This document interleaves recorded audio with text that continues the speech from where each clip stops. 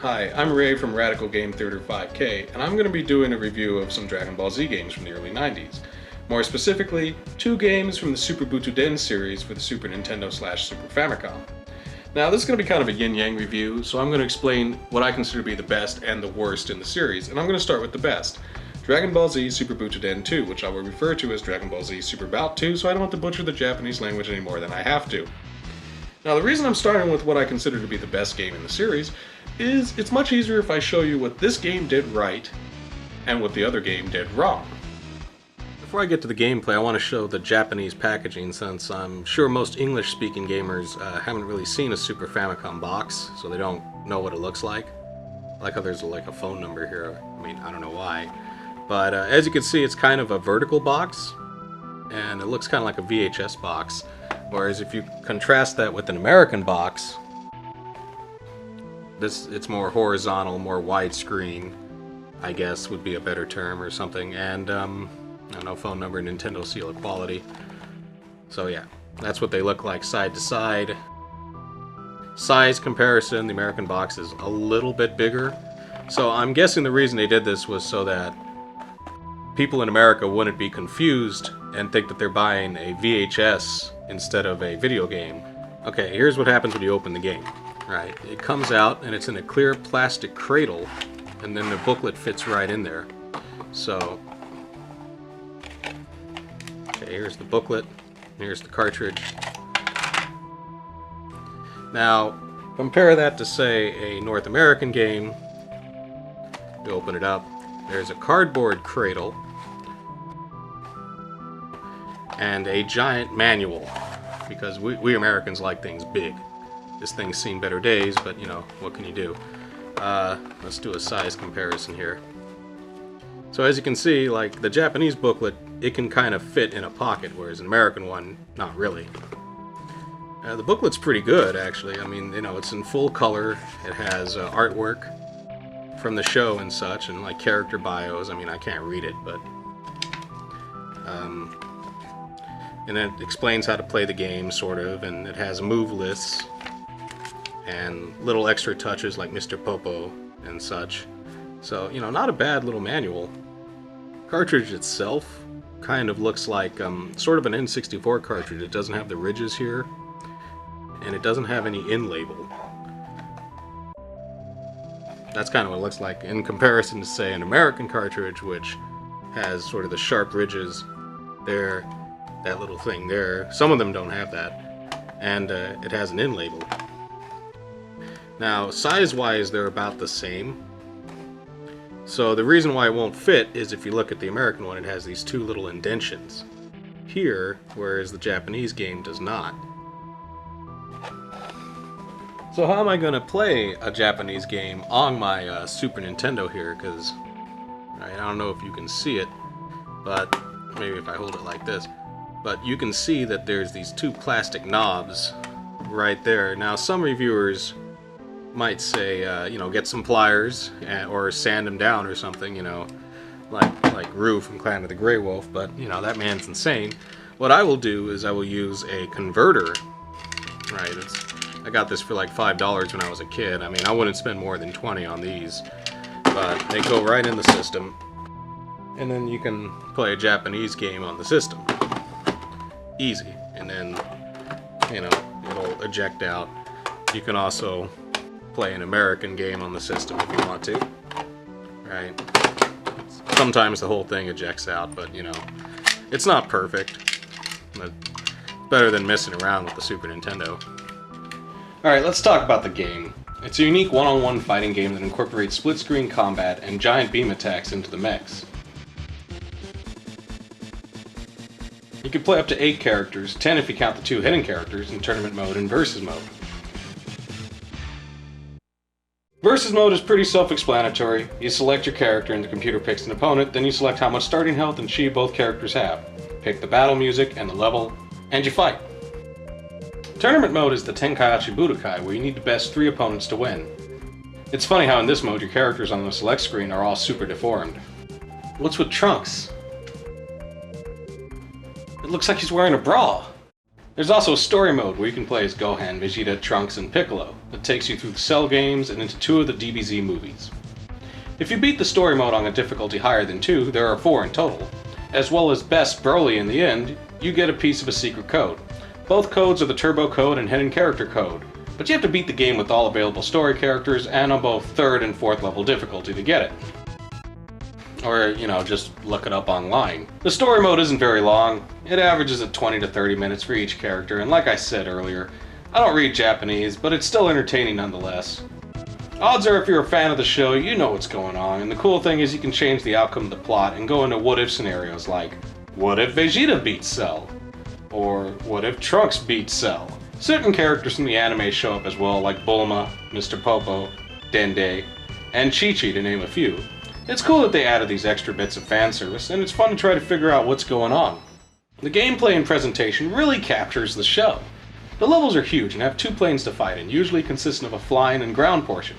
Some levels, however, change it up, like the water level. You can choose from fighting on the surface, where if you dash, you create a jet stream, or going underwater where there's even water distortion effects. You can't change planes when on the same screen, and must be in a split screen to fly or land.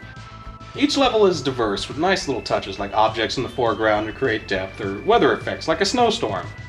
Or a sandstorm. Talk about deep hurting. The character graphics closely resemble their anime counterparts.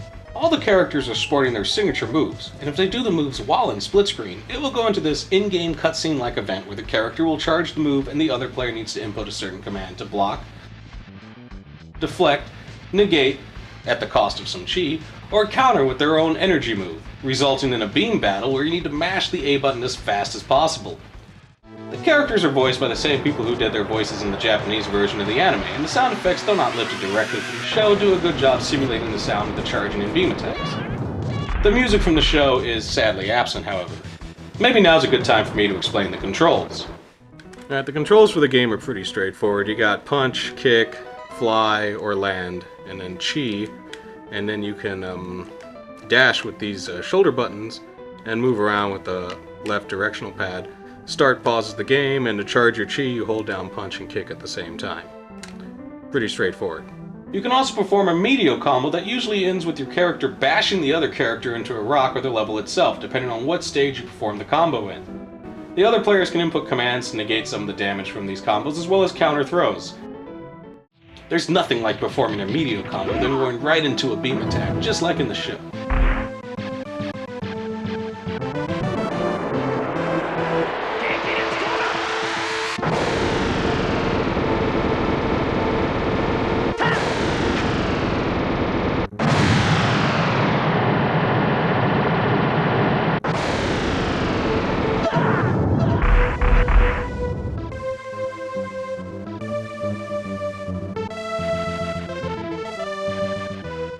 I do have some nitpicks, however. The game is far from balanced. Certain characters like Goku, Cell, and Trunks can be extremely cheap. Goku and Cell can use Solar Flare, which is unblockable if you're on the same screen, and then launch their medio combo. Trunks has a sliding kick that is unblockable in the air or any plane where you can't crouch. Luckily, this was before the age of the internet, so if your friend was abusing these tricks, you could always just give him a little slap and a tickle. Make him stop.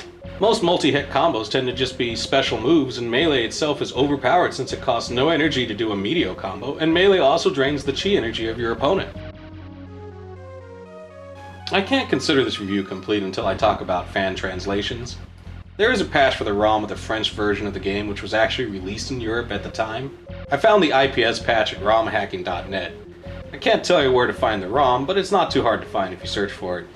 The only problem with using the fan translation is that you pretty much have to use an emulator. Now, I'm not really into using an emulator for a review because you don't watch a cooking show and you watch someone microwave food, just like you don't watch Top Gear and you watch Jeremy Clarkson drive around in a Ferrari in Gran Turismo. Okay, there was like one episode where he played Gran Turismo, but for the most part they drive the real car. So I feel like I owe it to you guys to show you the real hardware. Plus, I bought a capture card, so I'm gonna use it.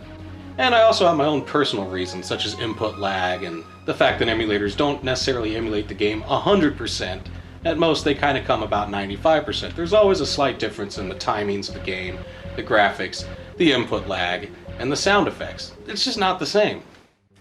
I will instead run the game off my SNES Power Pack that I got off RetroUSB.com. Now, the cartridge itself is kind of a kit bash between a Super Nintendo cartridge and a Super Famicom cartridge, because it has a little part here, and it sort of has the ridges here, but it's kind of smooth. No in label. You load the ROMs onto the flash cart, and then put the flash cart into the cartridge. Like that. Then you put the cartridge into the Super Nintendo, turn it on, red light comes on. Now, before anyone gets on my case about this, there is nothing illegal as to what I'm doing here. I'm simply playing a hacked, modded version of a game that I own legally on a backup storage device. Well, the game is now in English, so that's a plus. I can finally figure out what's going on in the story, but I have to say, the English translation is passable at best. It's no Final Fantasy VI retranslation by RPG-1 by no means. It's full of grammar and spelling mistakes, and the names of the characters are now the French version. For instance, Mr. Satan is now Enfi, or whatever. I can't complain about this too much since it is a fan translation and possibly a direct translation of the French version of the game, which I hear was also badly translated from Japanese. So in conclusion, I'm not saying that this is the greatest fighting game of all time and that it will convert non-DBZ fans to liking the show, but if you already like the show and you're a retro gamer, this is right up your alley. I mean, Vegeta gives the bird when he beats his opponents. Now that's fan service. Right, now that you've seen Super Bout 2, I can now complain about Dragon Ball Z Super Butoden 3 on the Super Nintendo or Super Famicom, which I'll refer to as Super Bout 3. I bet some of you are wondering why I don't do the first game in the series. Well, that one gets a pass. I mean, the graphics aren't that great and it's kind of clunky, but, you know, it was starting something new. It was trying to do something with the whole split-screen Dragon Ball Z games, so it gets a pass. This is technically the fourth game in the series, if you count the one that was released on the Mega Drive, or Genesis. So you'd think that they would have got this right, and it would have been a great send-off of the 16-bit split-screen Dragon Ball Z games. It isn't. Now, this box here is obviously like a pirate or reproduction box. That's what it looks like in the back. I like how it has the Nintendo seal of approval, you know, because there's no way you can copy that. And it says 22 here, so I'm assuming that means megs. And you can tell that the image has been stretched out to fit the horizontal, because as you can see in the Japanese box, that image looks just fine. They're all stretched. And this is exactly how it came when I bought it in Mexico at a flea market when I was in middle school. Comes in this cartridge and no in label. And it's it's basically a reproduction cartridge that you can play on the Super Nintendo without the need of a converter, and it's the Japanese version of the game. The game shares a good deal of its gameplay with Super Bout 2, so I'm not going to go over the basics, but mainly focus on why this game is worse than the second one. To start things off, there is no story mode whatsoever.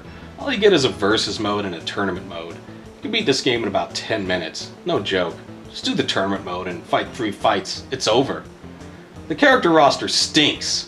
Sure, there are 10 characters if you add the secret character Future Trunks, but the quality of these characters are horrid. I guess I'll start with the omission of Piccolo. Instead of a character that has been in multiple movies and has fought most of the main villains in the anime like Frieza and Cell, what we get is, are you ready for this? Kaioshin. That's right. A character whose sole purpose in the show was to advance the plot and probably only fought in one episode. One of the few episodes I missed when I was a kid, by the way. You think I'm being too hard on this character? Alright, let me ask a simple question.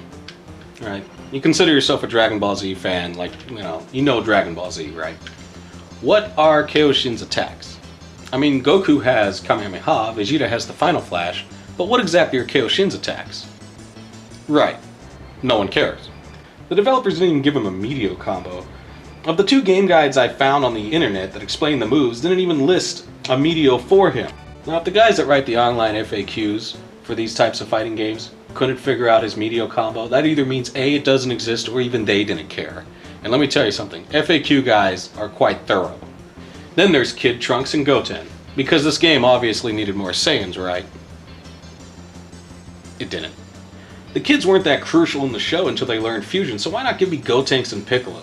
Especially when they added in Future Trunks anyways, that leads to 2 redundant characters, Chibi Trunks and Future Trunks. Android 18 gets a pass, just like Zanya in the second game. There aren't that many female fighters in DBZ, so it's nice to see some in the games.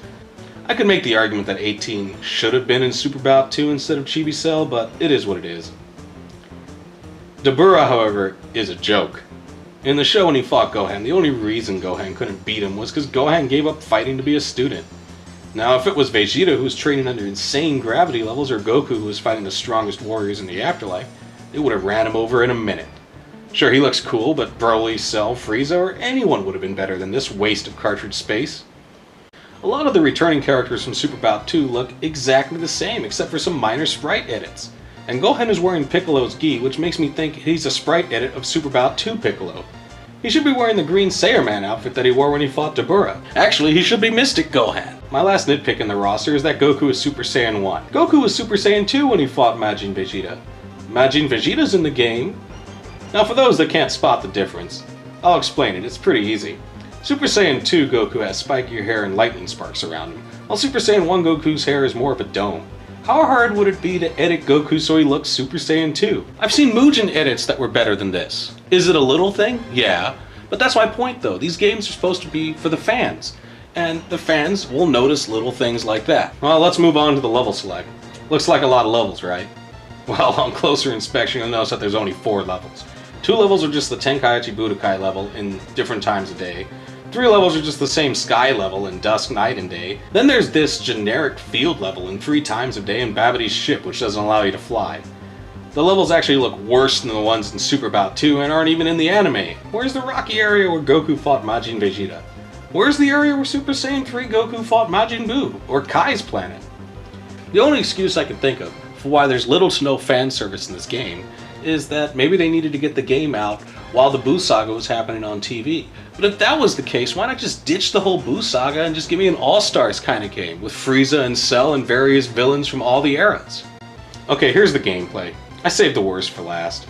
Granted, Super Bout 2 wasn't the greatest fighting game of all time, but all they really needed to change was to make the melee combat more interesting.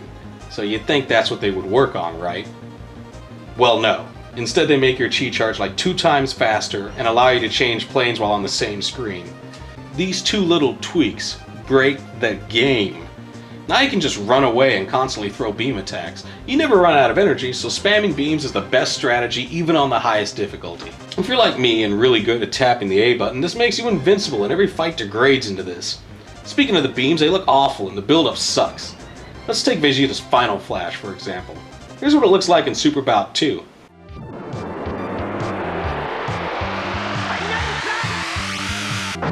There's a nice rumble and build up to when he throws the attack, just like in the show. Here's what it looks like in Super Bout 3.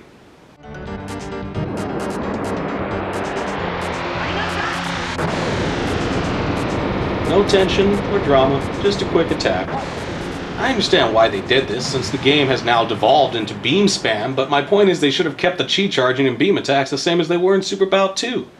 The Meteor combos are also underwhelming. Granted, they're different for every character, except Kaioshin, because, you know, who gives a crap? But they don't look anywhere near as impressive as they did in the previous game. Usually it's just a combo and the character throws a Hadouken-like projectile. Compare that to Super Bout 2 where it's over the top, just like in the show and level specific. The melee combat is just as lackluster as ever, and the only new move is when the characters dash into each other they can use a special throw animation. Apparently the characters have also forgotten how to aim, because in Super Bout 2, if one character was flying, and say your character is on the ground, your character would throw his chi attacks up towards the enemy character. Whereas here, for some reason, they decide to just throw them straight on. They don't even aim up. Another example of a lack of polish, and the fact that this game was probably rushed. When I was a kid, I played this game for 10 minutes and shelved it. Whenever I wanted to play a split-screen DBZ game, I would play Super Bout 2 because it delivers on feeling like the show. And that's my whole point. The game should feel like the show. This doesn't. In fact, all it does is give us less features than what was in the second game. The last thing I'm going to rant about is this turbo code for the game. Here's how you have to do the turbo code. First you got to get the second controller. Then you got to hit all 4 face buttons and the LR buttons at the same time and hold them down. Then you got to turn on the system, which is not that easy because there's no button. It's like a switch, so you got to slide it in. Then you got to hold these down on controller 2 while this happens. Now you can't enter the input for future trunks. You got to wait until the whole thing recycles, like it recycles the intro, then put in the code for future trunks. Why does this have to be a code? Why couldn't I just do this in the menu? Well, that's all I have to say about these 2 games. Definitely get this. Stay clear of this one. maybe someday I'll do a review of Hyperdimension, or maybe Dragon Ball Z on the Sega Saturn along with Ultimate Battle 22 on the PlayStation, similar to how I did this review. But that's pretty much it for me. So this is Ray from Radical Game Theater 5k saying take care guys, have fun.